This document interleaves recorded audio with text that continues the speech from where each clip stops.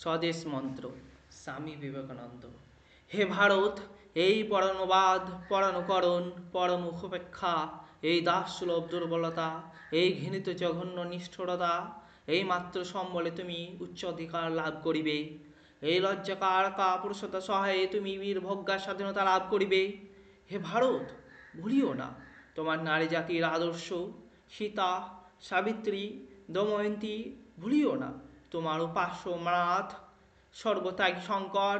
ভুলিও না তোমার বিবাহ, তোমার ধন, তোমার জীবন ইন্দ্রিয় সুখের, নিজের ব্যক্তিগত সুখের জন্য নহে। ভুলিও না তুমি জন্ম হইতে মায়ের জন্য বলি প্রদত্ত। ভুলিও না তোমার সমাজ সে বিরাট মহামায়ার ছায়া মাত্র। ভুলিও না নিজ জাতি, মূর্খ, দরিদ্র, অজ্ঞ, মুচি, মেথর, তোমার রক্ত, তোমার ভাই। হে বীর, সাহস অবলম্বন করো, সদর্পে বলো আমি ভারতবাসী, ভারতবাসী আমার ভাই। বলো মূর্খ ভারতবাসী, দরিদ্র ভারতবাসী, ব্রাহ্মণ ভারতবাসী, চণ্ডাল ভারতবাসী আমার ভাই।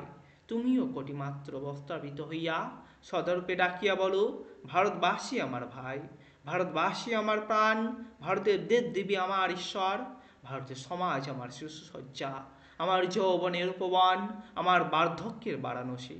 বলো ভাই, ভারতের মৃত্তিকা আমার স্বর্গ, ভারতের কল্যাণ আমার কল্যাণ।